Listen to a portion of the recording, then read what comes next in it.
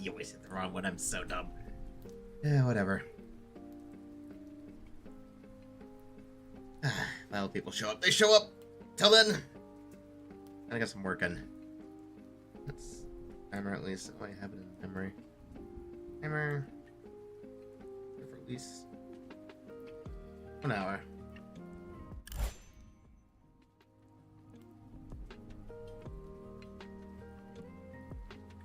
Yep. Distracted. I'll leave that.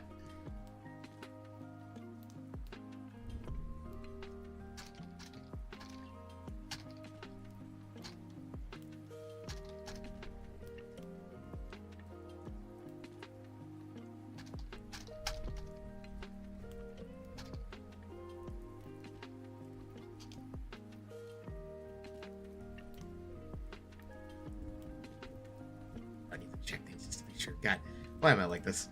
Why do I forget to get my own stuff?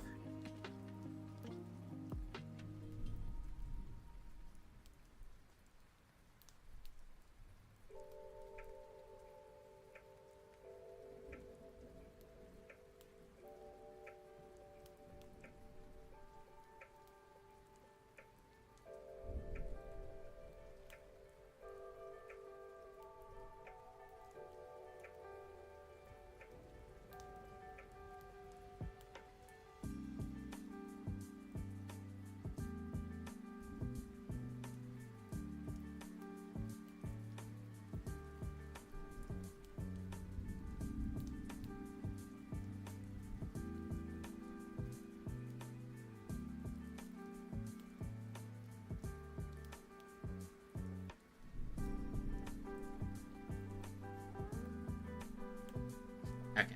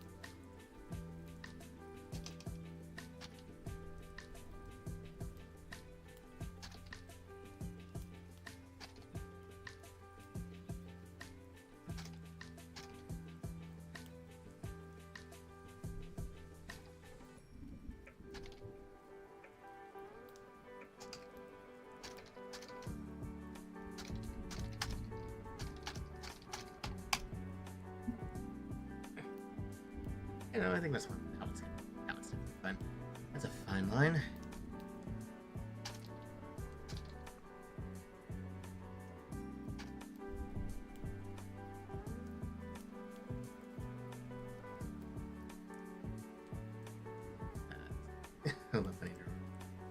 Turn on my do not disturb. Like I'm on background. Well, I hope they show up.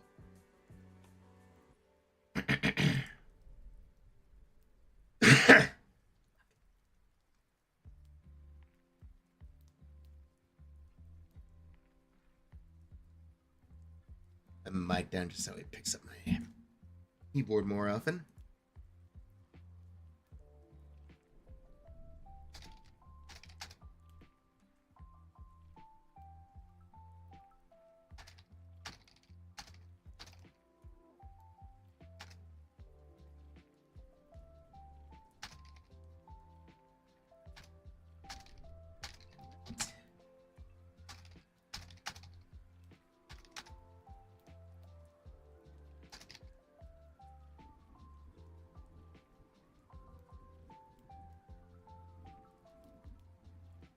Da-da-da.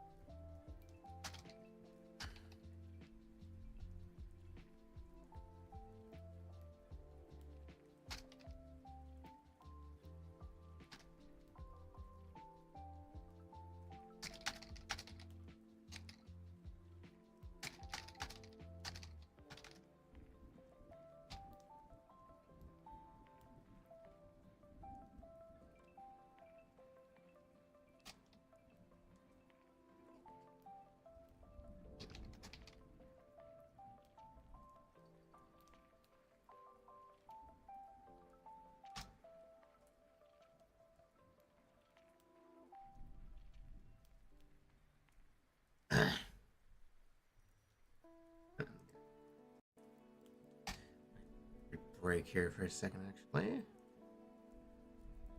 Chair.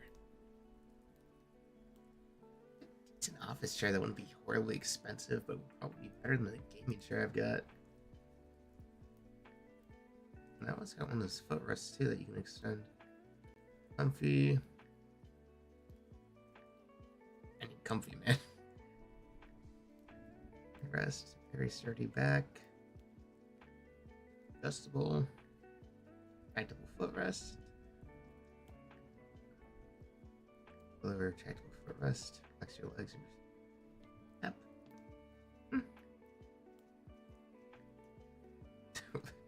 I'm being so dumb. It's like, well, I'm looking at office chairs for something potentially more cozy. I think this is one now. This is somewhere kind of model. Not like they're hard to find exactly. This chair's just gotten old. God, that's probably the coziest fucking thing though. It's like this has gotten old. Too old and kind of worn out now. We got dark, we got black. I'll worry about that later when I actually have some extra money to spend. Maybe next tax season.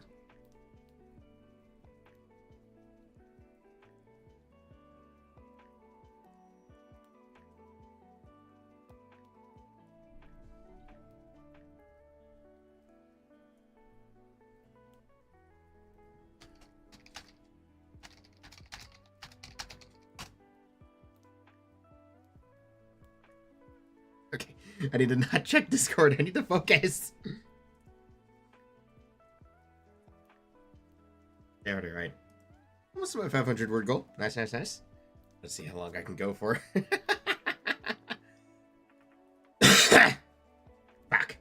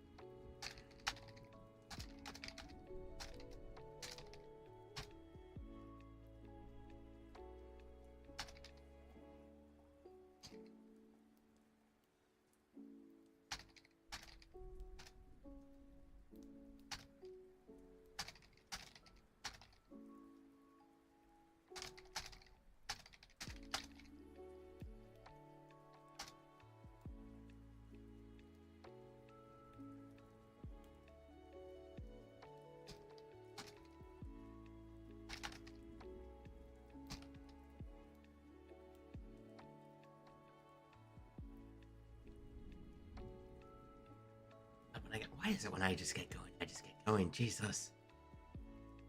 Already there. I mean, granted, it's not like anyone's here to distract me to chat with, so hey. Let's see if anyone pops in. It is a Sunday night or morning. I don't know the time zones.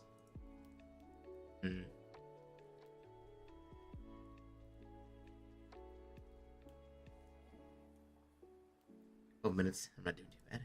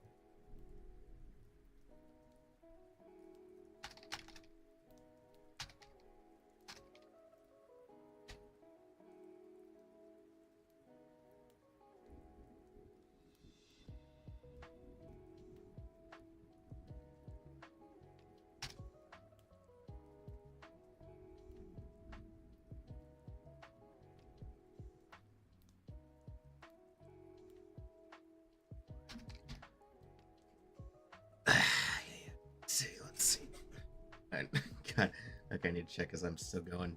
Jeez.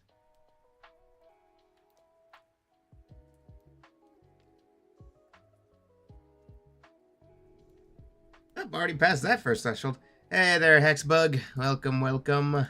We're just freaking here chilling, chatting. Oop. Get that out.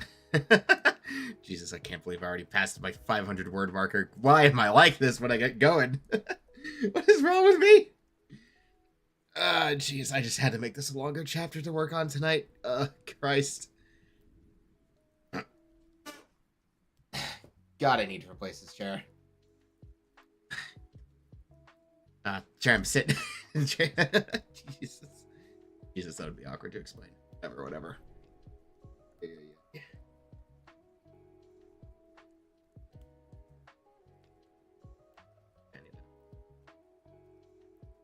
I'll rewrite it as I go.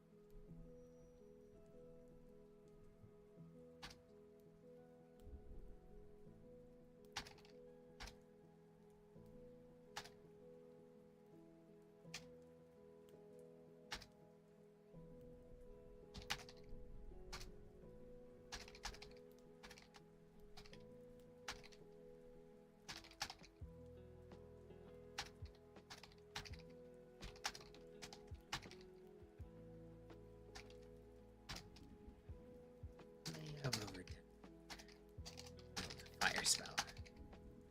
Literally. Bacon. What?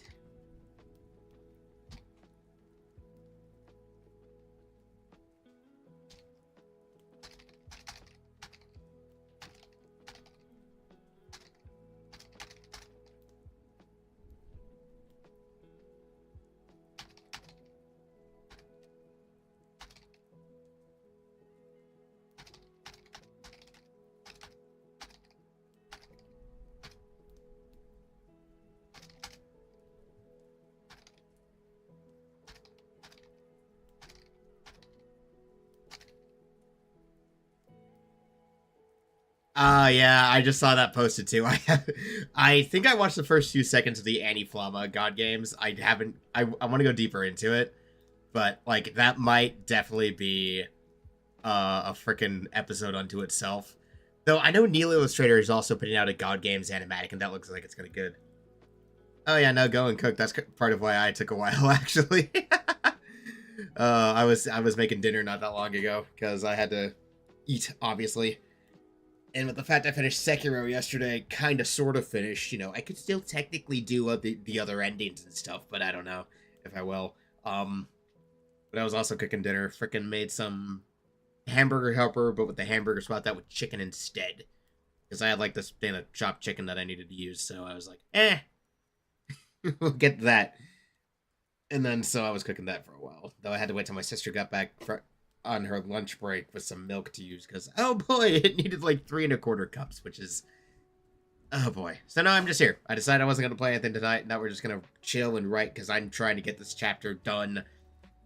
Not of my OG. I really should be working on. If I get this done while working here, then maybe I'll start the next chapter of my own novel, or maybe the one I'm gonna be writing for a contest that has submissions in a few months. God, I need to actually get on that too. I started that first chapter and I just stalled. Well, that's why I do these. Motivate myself a bit. Because if I sit down and put myself in a situation where I have to write and I have to focus on it, it kind of helps me get my thoughts together. Because I get distracted too easily. Fucking autistic brain, ADHD shit cannot stay focused for long, and I hate it. Anyway.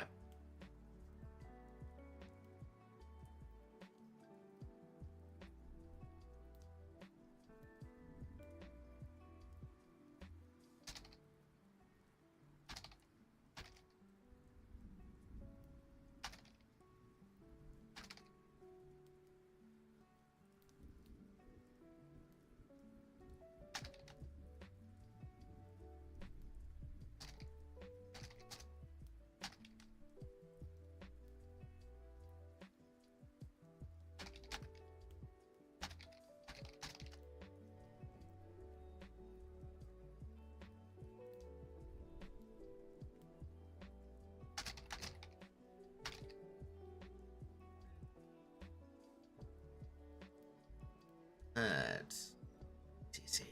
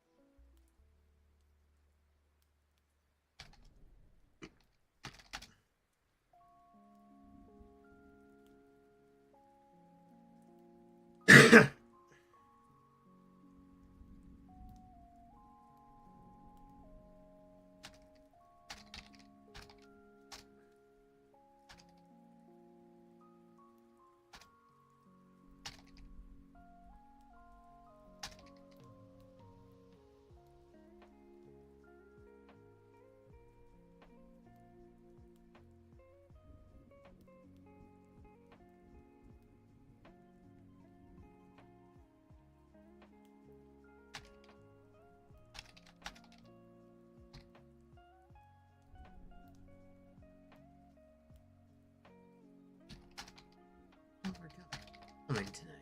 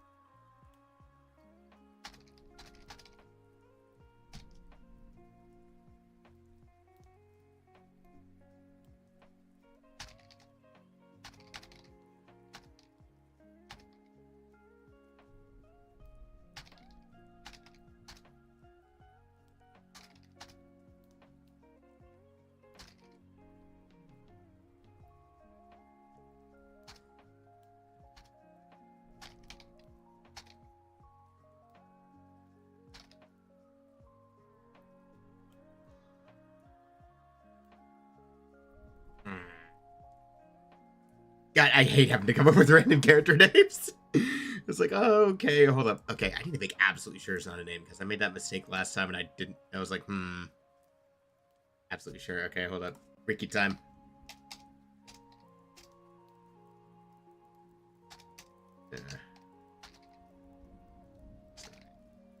Let's make absolutely fucking sure. I need to make absolutely sure. Oh yeah, no, I'm working fine. I just need to do some quick wiki diving because it's like, wait, okay, let's make absolutely sure. It's like,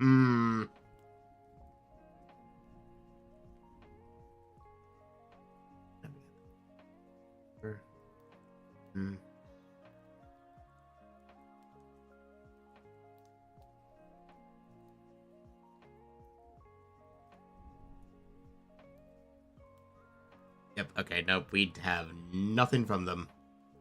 Good to know.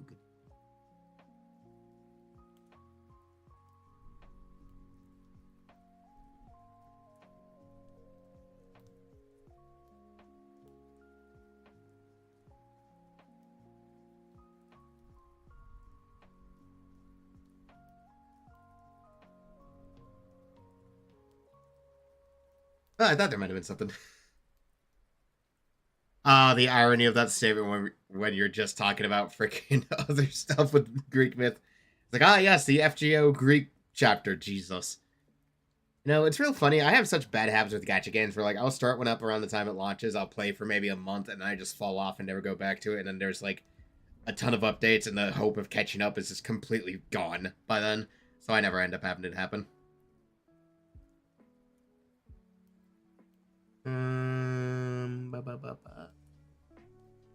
Okay, you know what? And when all else fails, look up names. When all else fails, the writer's ultimate tool, looking up names.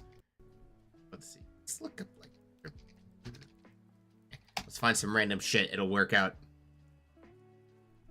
Okay, Cillian. The key rule of writers, I'll admit to this. Whenever we have to come up with a random side character for anything and we need to give them a name, basically we just look at a random name and basically just dartboard that shit. It's like, all right, here's a list. Bam. Character has a name now. Fuck it. Is that character ever going to come up again? Probably not. But they need a name because they're being addressed.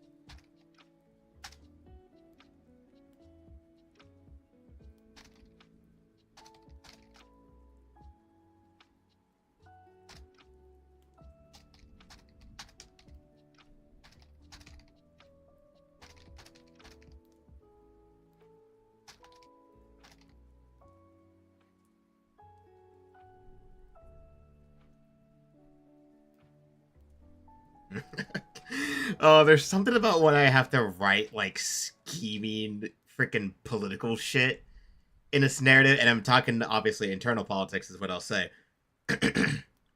Is that like when I have to write those kind of schemy characters, I'm just like, yeah, they just, they just, oh, the slimy impression is so.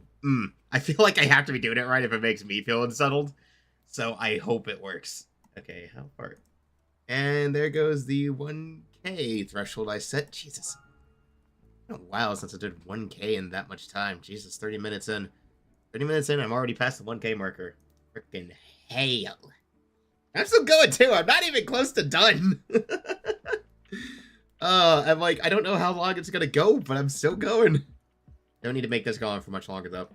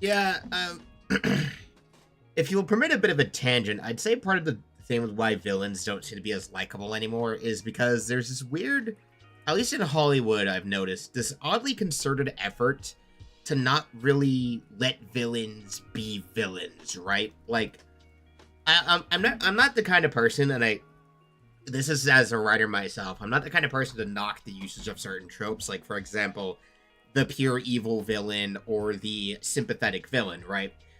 But it definitely feels like in this probably sources from somewhere like Tumblr or some other internet space of people who believe this idea of, oh, villains are infinitely better if you make them complex or make them make more sense than the heroes, yada yada, weird pretentious stuff like that.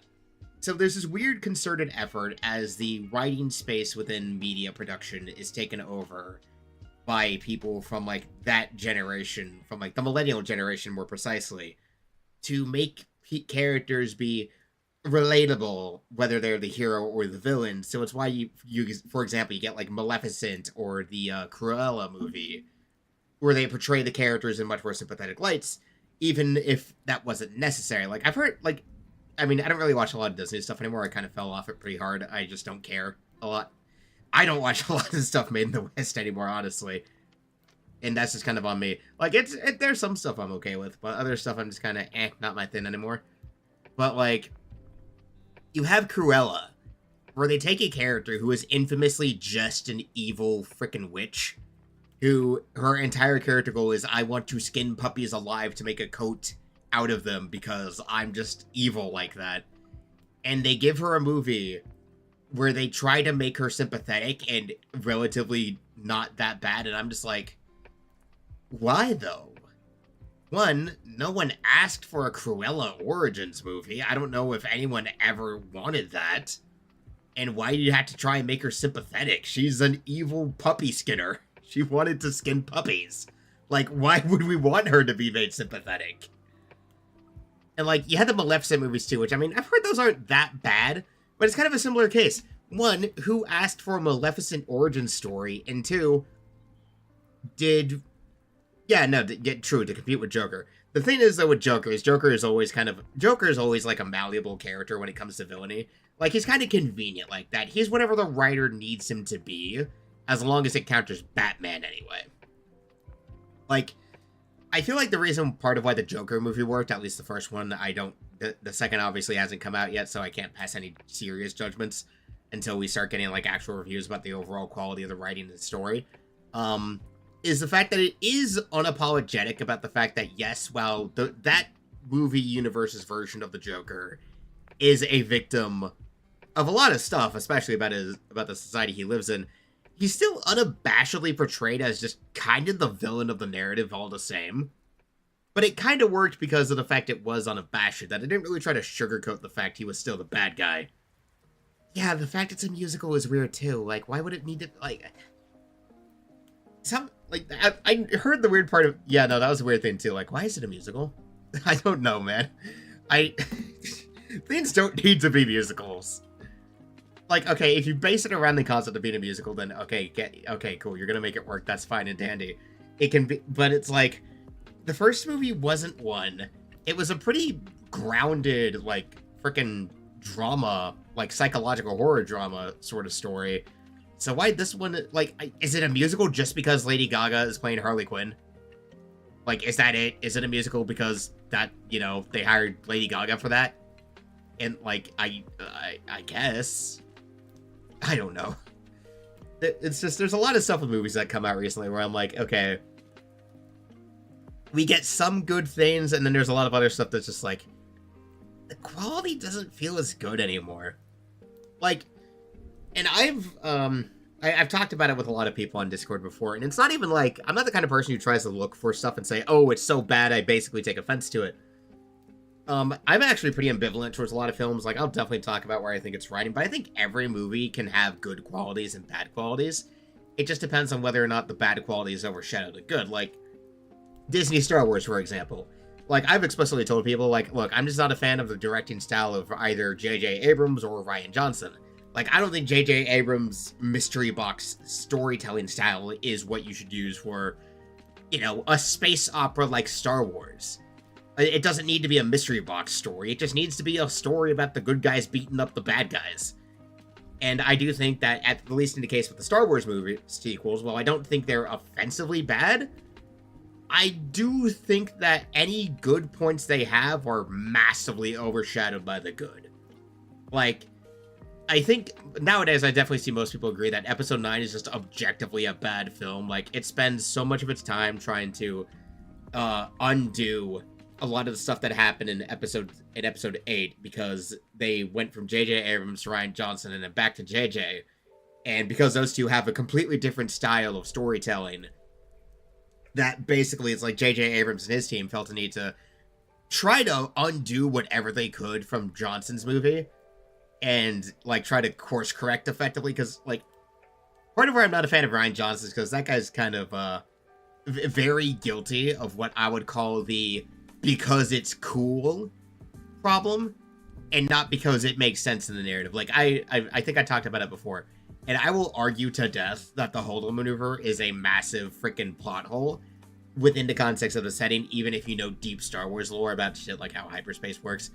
And then in episode 9, they tried to go, oh, well, it was a 1 in a million chance. That probably wouldn't have worked in any other circumstance. It's like, they're trying to freaking save face on that shit because they know a lot of people didn't like it. But it's like, there's generally, like, the same, like, it recently came back up, with the Lightyear movie, right? That, Disney, or Disney/DreamWorks, didn't, blamed most of its failures, quote unquote, on, the lesbian kiss that was in the movie.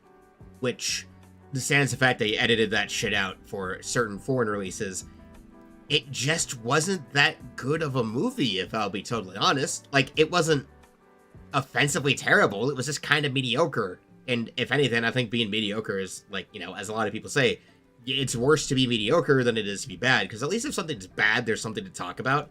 If it's just mediocre, what do you gotta say aside from, it's kind of not that good. And it's kind of the problem with the modern industry, too. Part of the problem, I'd say, is that aside from the quality seeming to kind of go down and become a bit worse, is, the budgets. The budgets and the expectations of the corporations. Like, they talked about it, and I saw the posts, is basically because DreamWorks and Disney have, like, a joint revenue model, right? That for a movie to break, that for Lightyear, just to continue on that example, for it to have made a profit, it would have needed to make $600 million. And I don't, let me look up what his budget was. Lightyear movie. It's budget. Okay, Wikipedia. What was his rough budget? Its rough budget was about 200 million, and it made 226 million in the box office, so it barely broke even. But for it to have been considered a success by the standards of what DreamWorks and Disney have with their profit sharing, it would have needed to make 3 times its budget to succeed, and it wouldn't have even been considered a real success unless it had made 1 billion. So, and you see this talked about a lot, like the video game industry has this as a massive problem too, with like massively overinflated budgets. Yeah. You see, I don't really read a lot of Star Wars comics, and I've not heard a lot of good things about Old Republic. But High Republic, I mean. My problem with the High Republic is that Disney decanonized an entire expanded universe and just decided to do it again, but in a lot of ways not quite as good. That is kind of a thing. But to continue on the point, on the points, the problem with a lot of movies, why, and this is why you see a lot of movies get called like failures in the box office or stuff, even if they make a like, you know, so much stuff, is that because the budgets are so high that in order to so much as break even or be profitable, they basically have to become the next big thing, because the corporate expectations are go up, right? Like, oh, if you want to be a success, you need to make like 5 to 10 times the budget that you spent. You can't just break even. You need to quite literally make several times what you put into it. And the more the budget inflates, the harder that is to do, right? So, God, the big example that just hit, everyone was talking about it for a while, was Concord. Because just yesterday, there was this interview with a guy who said that he talked with someone who worked on the team. And we found out through him that most of us had ballparked, I think, the budget of Concord, the game, the one that Sony put out that they killed in like 2 weeks, to be about 100 million, roughly. Seemed like a good guess for a somewhat new studio's first game being backed by Sony. That game cost 400 million to make over the 8 years it was in development. Because by the time Sony acquired Firewalk and partnered with them, they had already spent like 200 million, and then they spent like another 200 million after partnering with Sony. And so they spent 400 million, and the game didn't even break 700 players on Steam, and we only found out after they started giving out refunds that it only sold about 25k units on PlayStation 5 itself. at $40, that's not even like 100,000. Roughly. Let me do the math on that real quick, actually. Calculator. So we'll go roughly by the Steam numbers versus then the thing. So we'll do like, so we'll have 25, 697 times 40. That is roughly, that's, yeah, no, that's like just that's barely over $1 million in terms of total sales. So combining Steam and PlayStation from the rough numbers we can guess and have, because we don't know the precise numbers. So Concord didn't even make back 1% of its budget. So, like, and to keep in mind, then Sony offered refunds.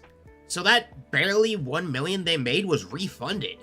Like, everyone who got the refund got their money back. So basically, that was $400 million down the drain. And in order for Concord to have bolstered those numbers, it would have needed to be, ironically, what the developers wanted it to be. Like, in the interview itself, I'll, like, if I decide to clip this part out when I'm done with the stream, I'll put a link to the interview in, like, the description if I decide to make this a clip. In the interview, the guy himself said, like, there's a culture of toxic positivity at Firewalk. Like, you weren't allowed to be critical in the development team, so, like, if you had anything negative to say, you would be shut down, you would be told, no, you're wrong. And they had that attitude of, oh, this is going to be the next big thing. This is the future of Sony. We're going to become, like, the new media franchise, something like Star Wars. And it's like, that is immediately a mindset that will set you up for failure in any kind of industry. Like, it was years ago, but the same exact thing happened with Mighty Number 9 when that came out. Like, Keiji Inafune's new Kickstarter-funded project. That got one game, and it wasn't that good. Mighty Number 9 was not a good game. And yet, Inafune, if I do remember it, let me correct myself just so I'm not calling out the wrong person. Mighty Number 9. Yeah, Keiji Inafune, I was right. So Keiji Inafune went into it with all these plans of like, oh, there'll be more games, there'll be like a show, there'll be a movie, there'll be all this. Inafune and his team were massively overselling what they could have gotten done because they were projecting their desired success before anything else. And that is a very worrisome mindset. Yeah, no, that's the thing. Mighty Number 9 is not a bad name for a game. It sounds like a good name, but the game itself is basically like Inafune just trying to redo Mega Man and somehow making it worse than the first time he did it. Like, he basically tried to reclaim Mega Man from Capcom, and he just did it worse. Which is astounding for the man who basically put, like, I think he was the guy who made it. I'm pretty sure it was him who was the pioneer for Mega Man at the very least. But this is just kind of a general problem in the entertainment industry as a whole, is corporations want the line to always go up because they got to pay shareholders. And because we're at a day and age where things have so much money in circulation and these industries are so successful, they make all of the money. But it's not enough to make all of the money. You need to make all of the money plus some. So you get these games where they have, you get these games and these movies where they have massive budgets in the hundreds of millions, and they're expected to not only break even, but make a profit. So, like, for example, recently, another recent story was, like, freaking Star Wars The Acolyte, the TV show from Disney+. That had a budget of, like, $200 million, and even the people who were being fair and kind of liked the show were like, yo, this doesn't look like a show that's worth $200 million. Like, I kind of like it, but it's like, where's the budget going, man? Like, where's the budget you're bragging about going into these episodes? Because I don't see it. And that was, like, a big criticism, and that is the thing to say a lot. It's like, these things have such massive budgets, and where does it go? Like, I understand that, like, CG production and all this stuff with the way they do these productions now is going to be pricey because they do a lot of it with, like, computer generation software and CG and stuff, right? So I understand that the budgets are still going to be pretty big, even when compared to, like, the budgets of way back when everything was a lot more analog. But it's like, at what point does the market just have to crash in on itself to go back to lower budget, very focused, very thought in media projects that know their scope, that know their scale, that aren't scraping tons of money off the top to put in the pockets of executives? Let's be totally honest. My my tinfoil hat. Oh yeah, no, exactly. My tinfoil hat. And no one will ever convince me this is not the case. So but take it with a grain of salt. This is just my tinfoil hat theory. Is that the reason why these budgets are so high is that it's embezzlement. I fully believe that it's embezzlement, that like the executives on these projects take massive cuts off the top. Also though, because I have seen some people who are supposedly in the industry talk about it, part of the reason why these budgets get so high is because they pay for the gas for people coming and going from the studio, they pay for parties, they pay for food. Like, a lot of the budget doesn't get used on the film itself, they use it on like side stuff like parties, food, gas, other expenses. Which, like, okay, I understand maybe like covering the gas for everyone on the crew so that way they can come and go and not have to burn into their own income to pay to and from, especially because gas prices tend to be pretty bad in freaking California. God, I've heard they're atrocious over there. So, okay, like, travel expenses, okay, I can understand those. That's an understandable thing to fit into a production budget. Alright, that makes sense. But then you get things like, okay, travel expenses, catering, understandable, those would probably be part of a production budget. Those are things you gotta cover for your crew, just to make sure no one's burning out their own pockets. But then it's like, okay, but then the budget's like, oh, 200 million, 400 million. Did you really need that much just to cover extra expenses? So it's always going to be my tinfoil hat theory that Hollywood is full of embezzlement and that there's always people taking cuts off the top to just pocket for themselves. So just my tinfoil hat theory. I don't know. It's probably true knowing Hollywood, but hey, you know, it's just, it's a problem with the industry, and it feels like there needs to be some kind of crash in order for the industry in general to, especially here in the West, to correct itself, because this entire thing of massively overinflated budgets where good products, like this is a problem in the game industry especially, where an actually good product can be made and can do well and will still be considered a fiscal failure by the company because they have set their expectations way too high. And that's kind of a problem, just the general problem I've observed is that these industries are way too high in the expectations, and it's constantly biting them in the ass because everything becomes a failure when the entire expectation behind your production every time is that it becomes the next big cultural thing for like the next 2 months. Okay? Like, to quote someone I know on Discord, unless you make the GDP of a small island nation, you're not a financial success in the current industry.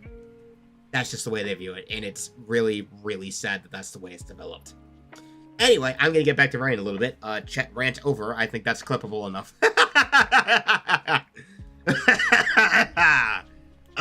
That's going to hurt my throat later.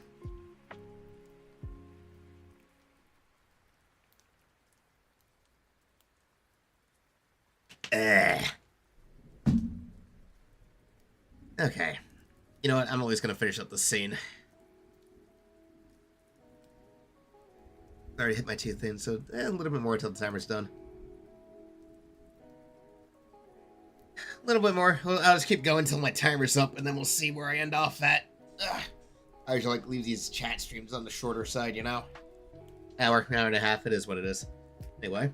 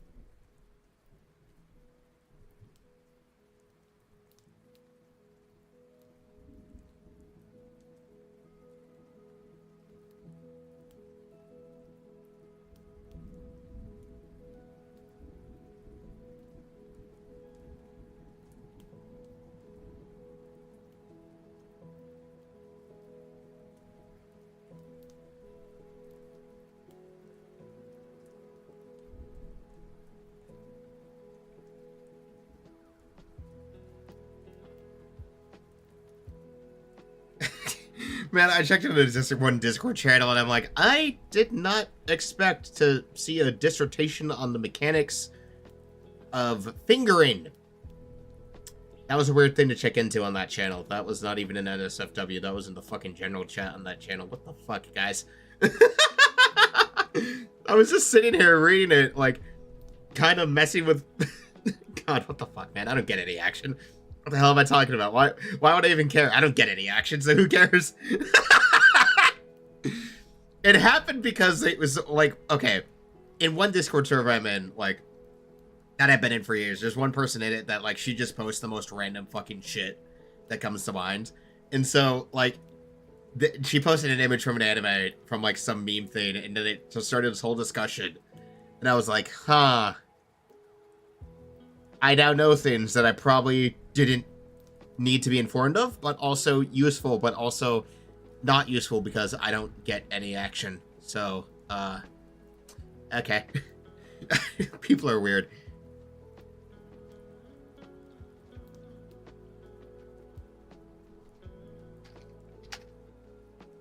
No, not Desk-kun. Jesus, no, thank God, not Desk-kun. This isn't Code Geass, and this has nothing to do with Nina Einstein. I don't care if she got character development. She's never gonna live it down. She's never gonna live it down. I don't care. Oh, God. I remember watching Rose of the Recapture, and, like, Nino showed up in an episode, and everyone was like, the desk violator! She's never... That anime has been around for almost 20 years, and it's never been forgotten. It's so fucking funny. Okay.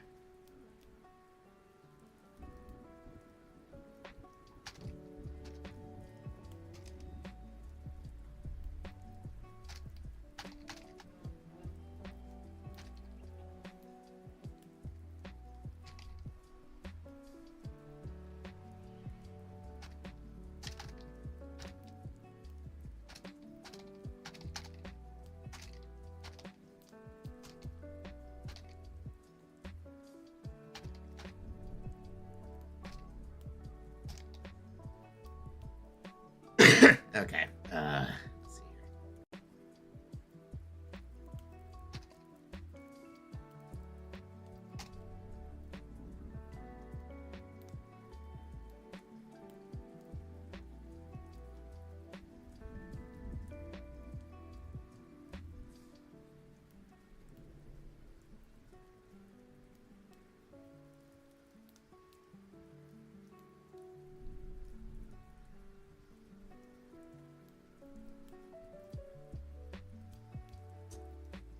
And here I am realizing I just made a mistake in terms of certain things that I don't think anyone pointed out because it never comes up in the actual canon. That's funny. I'll just have to go and edit that. It'll be fine. It'll be easy. So I can handle that later. It's whatever. I handle that later on my own time when I'm done. I'm more or less finished, so we're good.